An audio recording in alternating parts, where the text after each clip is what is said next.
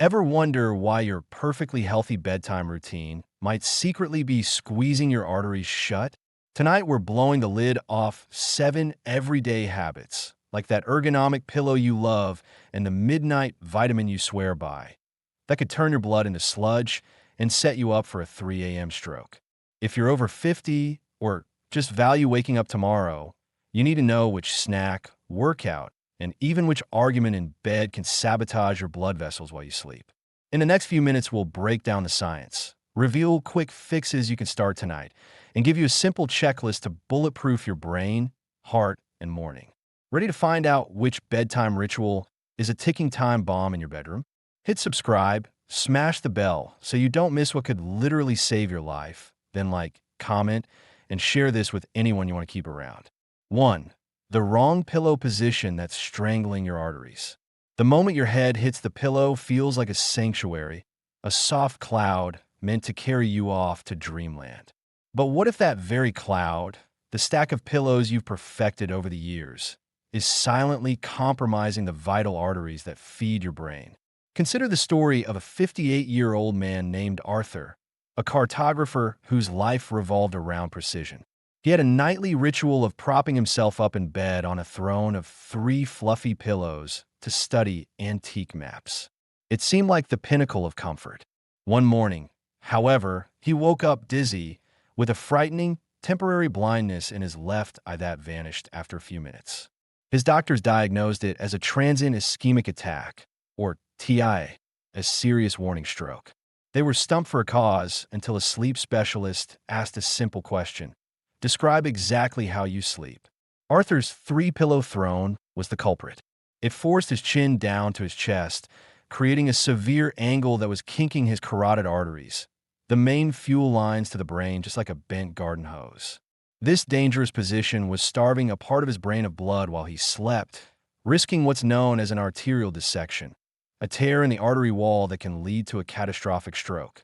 Your neck is the critical highway for your brain's blood supply. When you sleep with your head propped up too high or twisted at a sharp angle, you're not resting. You're potentially compressing these lifelines for hours at a time. Here is something you could do tonight to check your own setup. It's a simple neutral spine test. Lie down in your usual sleeping position. Now imagine a straight line running from the center of your forehead, down your nose and chin, and continuing all the way down your spine. If you're on your back, you should only need 1 pillow that supports the natural curve of your neck, not one that pushes your chin forward. If you're a side sleeper, your pillow should be just thick enough to fill the space between your ear and the outside of your shoulder, keeping that imaginary line perfectly horizontal. Your nose should be aligned with the center of your body. Getting your physical alignment right is a crucial, foundational step. This simple, mechanical fix costs nothing, but a moment of honest self-assessment with your pillows tonight could be one of the most important health decisions you make all week. Ensuring your nightly rest is truly a time of recovery, not risk. 2. The healthy supplements turning your blood into sludge at night. So, you've sorted out your pillows and you're feeling pretty good about that. But what you put inside your body right before your head hits that perfectly aligned pillow can quietly undo all your good work. Many of us take supplements as a form of self-care, an insurance policy for our health. But even the best intentions can backfire if the timing is wrong. Let me tell you about James, a 68-year-old retired architect. James was meticulous. He designed buildings to last a century, and he approached his health with the same precision. Every night, right before turning off the lights, he took a high-dose calcium supplement. He'd read all about bone density and was determined to keep it strong. One morning, he woke up with a strange, fleeting numbness in his jaw and a sudden wave of dizziness that vanished as soon as he stood up. His doctors were initially puzzled. The issue wasn't the calcium itself, but the timing and a missing partner. Here's what was happening. When you sleep, your body goes into a low-power, low-metabolism state. If you introduce a large, concentrated dose of a mineral like calcium into this slow-moving system, your body can't process it all efficiently. It can't all be directed to your bones. So, where does the excess go? This is where a crucial detail comes in: vitamin K2. Think of vitamin K2 as the traffic cop for calcium. Its job is to stand at the crossroads of your bloodstream and direct calcium into your bones and teeth. Without enough of this traffic cop on duty, a flood of calcium is like rush hour with no traffic lights. The calcium can get deposited in the wrong places, including the soft tissues of your artery walls. Over time, this can lead to what we call microcalcification. Essentially, your flexible arteries start to get a little bit harder, a little less pliable. By taking his large dose of calcium at night, when his system was at its slowest, James was inadvertently creating the perfect conditions for this to happen. He was providing the building materials for arterial stiffness right when his body's construction crew was off duty. The numbness and dizziness he felt were potential warning signs that his blood vessels weren't as healthy as he thought. This isn't to say calcium or other supplements are bad. It's about being smarter than the supplement. It's about understanding that what you do to protect your health requires a strategy, just like a good architectural plan. What helps you during the active hours of the day might become a liability during the quiet hours of the night. Being the architect of your own well-being means considering not just what you do for your health, but also when you do it. 3. Your phone's blue light is cooking your brain's blood vessels. Now, we've talked about getting your body physically ready for rest, but what about the one thing most of us take into the bedroom that can silently damage the delicate blood vessels in our brain? I'm talking about your phone or tablet. And the real danger isn't just about losing a little sleep. It's about causing hidden inflammation. Let me tell you about Kenji, a 68-year-old retired engineer. He was meticulous about his health. Every night, he'd spend half an hour playing Sudoku on his tablet, convinced it was keeping his mind sharp. One morning, Kenji woke up and the numbers on his alarm clock seemed to swim. When he tried to tell his wife, the words felt like foreign objects in his mouth, as if the connection between his brain and his tongue had been severed. It was a mini stroke. His doctors were baffled. His blood pressure and cholesterol were perfect. The culprit was the glowing screen he held every night. Here's what's happening. The specific blue light from our screens sends a powerful signal to a small gland in your brain, telling it to stop making melatonin. We all think of melatonin as the sleep hormone, but that's only half the story. In your blood vessels, melatonin is the master repair crew. It works the night shift, healing the microscopic damage from the day and keeping the lining of your arteries smooth and flexible. When you stare at a screen before bed, you're essentially telling that repair crew to go home before they've even started their work. Without melatonin on the job, your blood vessels are left unprotected. Research has drawn a terrifying line connecting this evening blue light exposure to what doctors call endothelial dysfunction. In plain English, the inner lining of your blood vessels gets irritated, sticky, and inflamed. This makes the arteries in your brain a prime location for the tiny clots that cause strokes. And here's a cruel irony, especially for those of us who have had cataract surgery. Your eye's natural. Aging lens has a yellowish tint that filters out some blue light. But that brand new, crystal clear lens you received lets in much more of this damaging light, making you even more susceptible than you were at 30. So what is the simple, powerful defense? It's a non-negotiable rule. For the final 20 minutes before your head is on that pillow, all screens must be off. Not on your nightstand, but off. This isn't about feeling sleepy.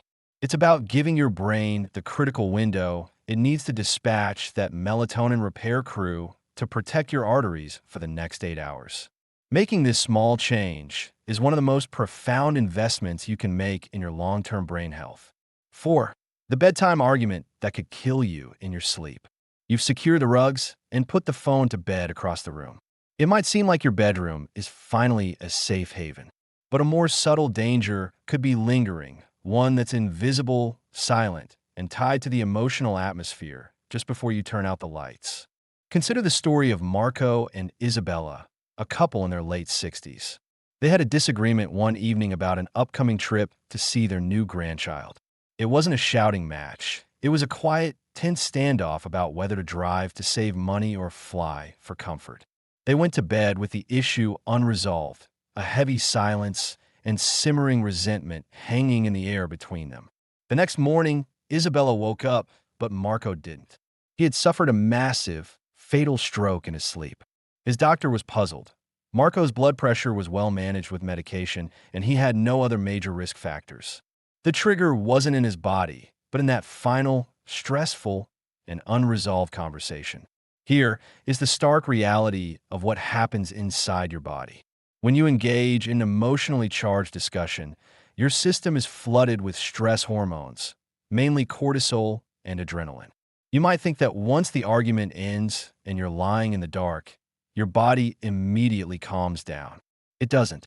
This hormonal surge can rage for hours, long after you've fallen asleep. This leads to a silent but deadly phenomenon. Your blood pressure doesn't necessarily peak during the fight itself. Instead, it can dangerously spike 3 to 4 hours later, right in the middle of your deepest sleep cycle. Research from leading heart journals confirms that intense anger can more than double the risk of a stroke in the hours immediately following the emotional trigger. The cortisol makes your blood vessel walls constrict and become less flexible, creating a perfect storm for a cardiovascular event, all while you are completely unaware. The solution is a non-negotiable health boundary, the 3-hour emotional buffer zone. This means the 3 hours leading up to your bedtime must be a protected, conflict-free period. This isn't about ignoring important issues or suppressing your feelings. It's about strategic scheduling. Have those difficult, necessary conversations in the afternoon or early evening, when your body is active and better able to process and dissipate the physiological stress. Your bedroom must be a sanctuary for rest and healing, not a courtroom for late-night grievances. Ultimately, protecting your peace, especially in the vulnerable hours before sleep, is not a luxury. It is a critical act of self-preservation. Your health is your greatest asset, and ensuring your place of rest is truly a sanctuary is one of the most important investments you can make in yourself. You have earned that peace. 5. The late-night snack that's a stroke waiting to happen. So, you've created that perfect, peaceful bedroom environment we talked about. The lights are low, the house is quiet, and you're ready for a restful night. But a silent process, one that starts in your kitchen, could be undermining all that good work and putting your health at risk while you sleep. Let me tell you about Robert.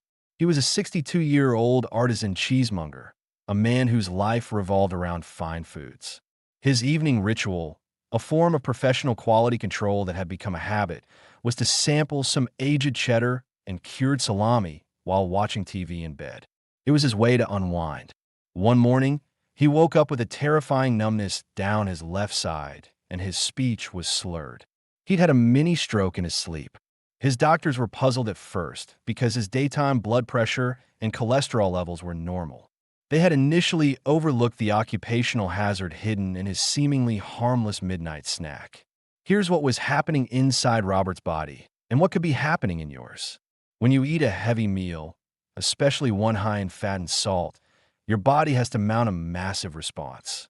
To break down that food, your body diverts a huge amount of blood, sometimes up to a quarter of all the blood your heart is pumping, to your stomach and intestines. While you're awake and active, your system can generally handle this. But at night, something different happens. Your blood pressure naturally drops to its lowest point during sleep. If your digestive system is simultaneously demanding a large share of your blood flow, it can dangerously lower the supply available for your brain. Your brain is essentially left running on fumes, creating the perfect conditions for a clot to form. This brings us to a really important idea. Your metabolic bedtime is not the same as your clock bedtime. Your digestive organs, your stomach, pancreas, and liver, run on their own internal clock. They expect to be in a resting and repairing state overnight.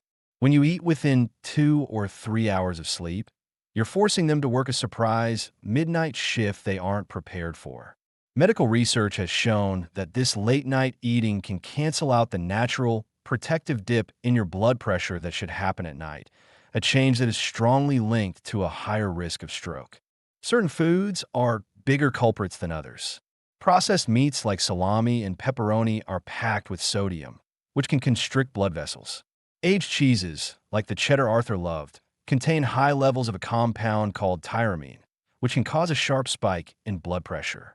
And here's a surprising one: a large handful of certain nuts, While wonderful for you during the day, dense, high-fat nuts like Brazil nuts or macadamias present a huge digestive task for a resting system, tying up your body's resources all night.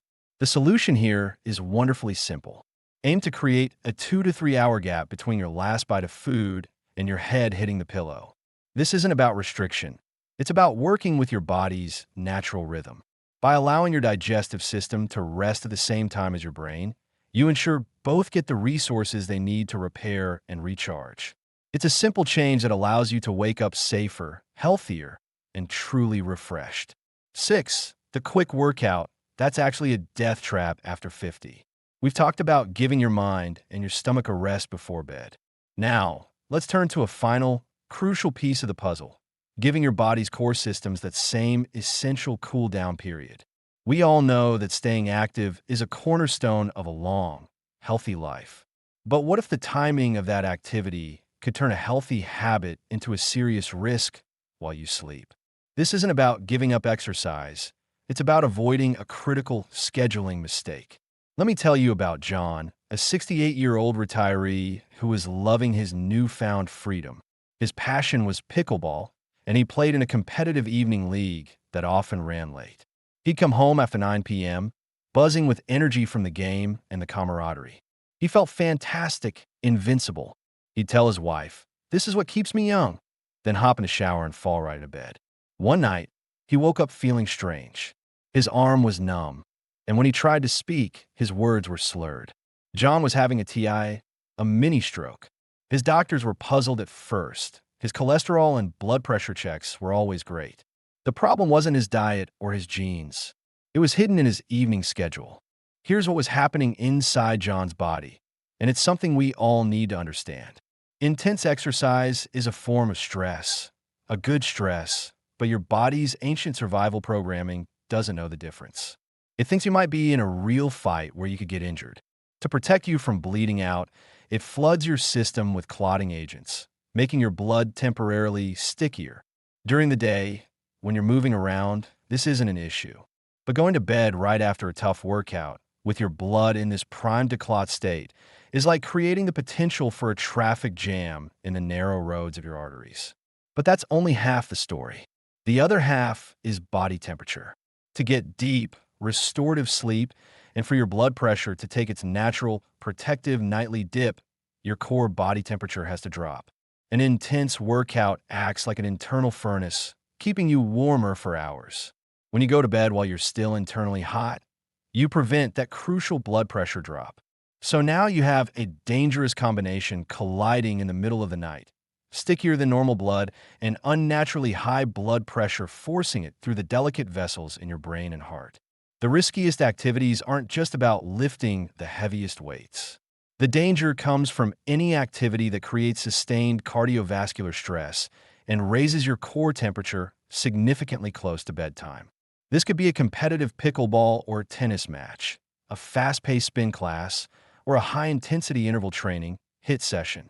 The key isn't the name of the exercise, it's how it leaves you feeling. If you're breathless, flushed, and energized for a long time afterward, you need to give your body a proper buffer before sleep. The solution is simply about intelligent timing. Keep doing the activities you love, but schedule them for the morning or afternoon. Let your evenings be for restorative movement. A gentle walk after dinner, some light stretching, or Tai Chi are perfect. These calmer activities actually help lower your core temperature and signal to your nervous system that it's time to rest and repair. By creating a clear separation between high-intensity output and nightly rest, you ensure that your healthy habits are truly working for you, protecting your health both day and night. 7. The silent killer. What you're not drinking before bed. All right, we've spent our time together clearing the path to better sleep. We've talked about what to take out of your evening routine, from the wrong pillows to the wrong foods. But for this final, crucial piece of the puzzle, we're not taking something away. We're going to talk about something you absolutely must add in. It's the one thing that can quietly undo all the other good work you're doing. Let's talk about Eleanor, a 72-year-old retired teacher. Eleanor did everything right. She managed her diet, went for her daily walks, and followed her doctor's orders to a T. She had one very strict rule for herself: no liquids of any kind after 7 p.m. Her reason was one many of us share. She couldn't stand having her sleep broken by trips to the bathroom. It seemed like a smart trade. But one morning, she woke up feeling dizzy, with a strange weakness on her left side. The hospital diagnosed a major stroke. Her doctors were stumped. Her cholesterol and blood pressure were fine. The culprit was hidden until a young doctor asked a simple question: how much water do you drink in the evening? Eleanor's story reveals a dangerous blind spot. Here's the critical truth. As we get older, our built-in thirst signal starts to fail. The part of your brain that screams, "I'm thirsty," gets quieter with age. It's like the low battery warning on a smoke detector that you can barely hear. You could be significantly dehydrated and not even feel it. When this happens, your body's total blood volume starts to drop as you sleep. Think of your circulatory system like a river. To keep everything flowing smoothly, the river needs a healthy water level. When you're dehydrated, that water level drops. The current becomes slow and sluggish. This makes it far easier for a small clot or plaque to get stuck and create a dam. When that dam forms in the narrow vessels of your brain, that's a stroke. Studies have shown that a shocking number of older stroke patients were dehydrated at the time of their event. Now, the fear, like Eleanor's, is that drinking water before bed means a night of endless bathroom trips. But that's a misunderstanding. There's a way to hydrate your body effectively, keeping your circulation safe, without overwhelming your bladder. It's all about timing and technique. First, the timing. You want to drink 1/8 ounce, or about 240 milliliters, glass of water roughly 60 to 90 minutes before you plan to actually be asleep. This is the magic window. It gives your body time to absorb the water into your system and lets your kidneys process any immediate excess. This way, you can use the bathroom one last time right before you get into bed. Next, the temperature. The water should be room temperature or even slightly warm. Cold water can be a bit of a jolt to your system at night, while warm water is absorbed easily and can even feel calming, helping your body wind down for sleep. Finally, and this is the most important part, is how you drink it. Do not chug the glass down in a few seconds. Instead, take small, deliberate sips over the course of 15 or 20 minutes. Think of it as gently topping up your system, not flooding it. This method allows your body to absorb the hydration efficiently without triggering that emergency flush signal to your bladder. This single glass of water is more than just quenching thirst. It's a medical intervention. It's a nightly insurance policy that ensures your internal river keeps flowing safely, protecting your brain while it rests. Every night you go to bed dehydrated, you're leaving your most critical organ unprotected. So please don't put this off. Start this simple, powerful habit tonight.